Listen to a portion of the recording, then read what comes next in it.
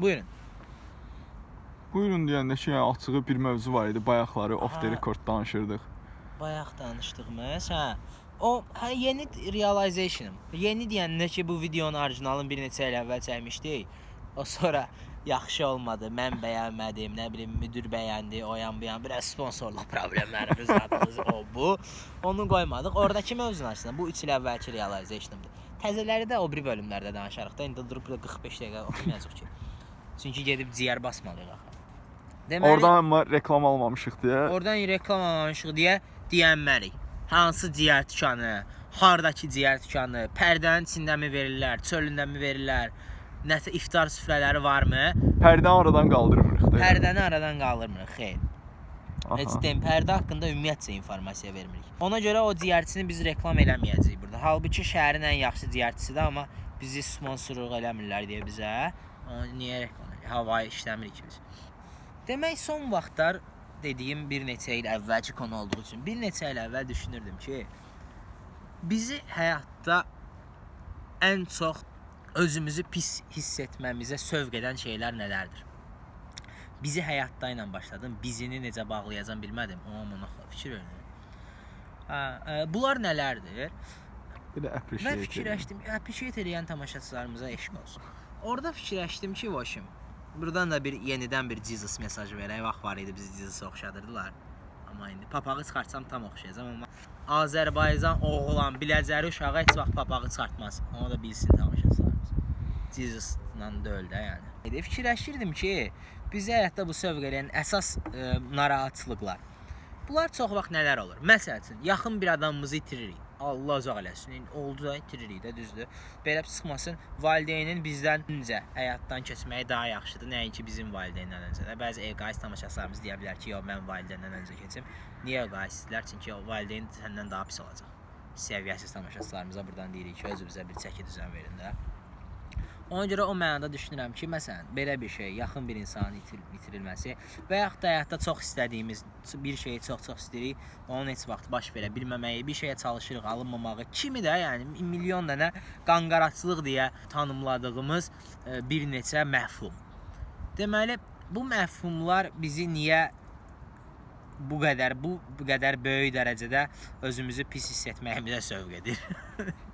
Onun üzərinə düşünürdüm bir neçə il əvvəl. Sonra gördüm ki, qardaş, bunun hamısı tam olaraq bizim günahımızdır. Tamaşaçı qala bilərkən nətər yanı, qardaş. Mənim yaxınım rəhmətə getdi, mən özümü çox pis elədim. Bu indi mənim günahımdır. Bəli, sənin günahındır. Mən nə bilim, həyatda nəyisə eləmək istədim, alınmadı. Pis oldum buna, mənim günahımdır. Bəli, sənin günahındır. Hamısı sənin günahın. Bu qədər pis olmağın sənin günahındır. Olmamağın başım bıraq. Pis olmaq amma sənin günahın. Niyə görə, qardaş? Sənə deyən var idi ki, doğulanda sənə belə bir şey verilmişdi ki, yəni söz verilmişdi ki, ay sağ ol, valideynin həmişə yaşayacaq. Doğulanda sənə belə bir söz verilmişdi ki, həyatda... Missiya sözü səhv oldu bu arada. Necə? Nə sözü? Yola verdiniz məni. Nə sözü? Missiya. Missiya, hə? Mən səhv başa düşdüm söhbətin gedişatını. Yəni, yanlış gözləntilər, buna bir cümlə olaraq ifadə eləyə biləriksə, yanlış gözləntilər insan həyatında bədbəxtliyə aparan yoldur. Eyni zamanda bu ehtimal iti bir şey də öz həyatında bədbəxtliyə aparır. Yəni, insan deyib burada ayırmayaq. Amma genel olaraq da, yəni, iti bir şey tamaşaçılarımızdan da burada üzr istəyirik. Yəni, gözləntilərimizi də deyir, İngiliscə bir söz var, reklamımızı da elədik, bir də İngiliscə söz demiş, yəni, speaker. İngiliscə bir söz var, deyir ki, set your expectations right. Bunu böyük ehtimal artist deyəliyib, amma mənim 7 ay elçisim var, gəlmirəm deyən tamaşaçılar birinci dəfə dəyişdirir bu ifadəni. Amma nəysə, o tamaşaçılara... Tərcüməsini də indi. Yəni, üzr istəyirəm. Tamaşaçıları şəxsən tanıdığım bütün fikirləşdim ki, hamısı başa düşdü. Yəni, o deməkdir ki, öz gözləntiləri düzgün şəkildə qur. Artistlik eləmə, kimi. Yəni ki, qardaş, sən bu həyatda bu şeyləri deyən yox idi zaten. Yəni, əslində biz özümüzü uşaqlıqdan yanlış şəkildə inandırmışıq ki, bunlar yolunda gedəcək. Sonra riski nəsə olanda həddindən artıq pis oluruq. Halbuki həyatın qanunu buydu da, sənin valideynin də həyatdan keçməli idi, sənin istədiyin şeylər də baş verməməli idi, bir çoxu və yaxud da ki, bəziləri. Bir şey üçün çox çalışıb alındırmamalıydın, çünki sən o söz də verilməmişdi ki, alındırasan. Ona görə mənə elə gəlir ki, bu expectationlarımızı right şəkildə set eləsək, İnşallah bir gün qismət olacaq ki, Nirvanaya yaxınlaşasınız. Yəni də bunu deyim, bu videoyu yekunlaşdıraq, o da çünki çox önəmli bir şeydir. Bunu da təzəliklə fikirləşmişəm, 1-2 il var.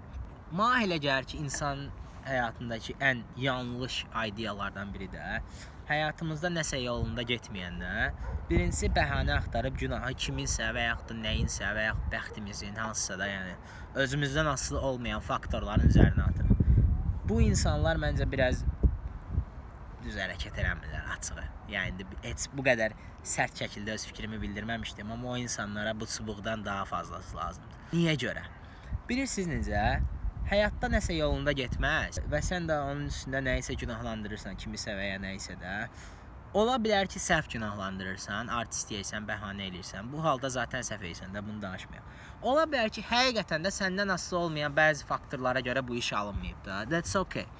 Amma bir mənfi təcrübədən dərs almaq lazımdırsa əgər ki, lazım deyil deyən tamaşaçılarımız videonun bu hissəsini dondurub 1 dəqiqə 17 saniyə sonrasına gedə bilər. Çünki o anda bu qutaracaq, başqa mövzuya keçəcək. Fikirləşsinlər ki, məncə, ay qardaş, məsələn deyək ki, səndən asılı olmayan hissəsi də var da səhvin. Məncə özünlə qulaq as. Bunu desə danışmışdıq amma bilmirəm. Səhvin özündən asılı olmayan hissəsi var. Ay qardaş, bu hissədən nə dərs alasan ki? Bu zaten sənin kontrolunun kənarındaydı. Yəni gələn dəfə başına təzədən oxşar hadisə gələndə kontrolunun kənarındakı hadisələri onsuz da kontrol edəməyəsən də yenə də. Ona görə də özünə bağlı olmayan məsələlərə günah atmağın adı yoxdur. Yəni onları heç düşünməyin də adı yoxdur. Bir şey həyatımızda yolunda getmədisə, səhv oldusa, nəsə alınmadısa, ola bilər ki, günahın %10'u məndədir, %90'ı təbiətdədir, nə bilim, bu ağacda zaddadır da məsəl üçün. Amma bu ağac. Bu ağacdadır məsəl üçün. Ay qardaş, onda həmin o %10 öz səhvimin üstünə fokuslanım da. Çünki düzəldə biləcəyim, dərs çıxarda biləcəyim yeganə şey özümün actionlarımdır da. Mən elə fikirləşirəm. Ona görə son dövrlərdə biraz nəinki başqa şeyləri bəhanə eləməyin başını buraxmışam. Bəhanə eləmədiyim, həqiqətən də başqa faktorlara görə olduğuna əmin olduğum məsələlərdə belə öz səhvimi axtarıb onun üzərinə düşməyə çalışıram və bütün tamaşaçıları bu həyat baxışına çağırıram ki, hamı eyni olsun dünyada. Buna görə çağırıram. Hamınız mənim kimi fikirləşin, hamınız eyni cür olun, hamı mənimlə razılaşsın və tək düzünə insanlıq. Yarışda başladı. Sondakı mesaj hamının ağlını qatışdırmış ola bilər. Məqsədimiz də buydu. Okey, başqa hansısa sual var, yoxsa ki gedək ciyər basaq? Əslində var, prosta elə bil gedək ciyər basaq. Hoppa. Məşq eləmək lazımdır. Məşq eləmək lazımdır. Buradan məsələn salto ilə çıxa bilərəm, amma o animal movement verişlərimizdədir. Verişləri bir-birinə qatmağın heç bir adı yoxdur.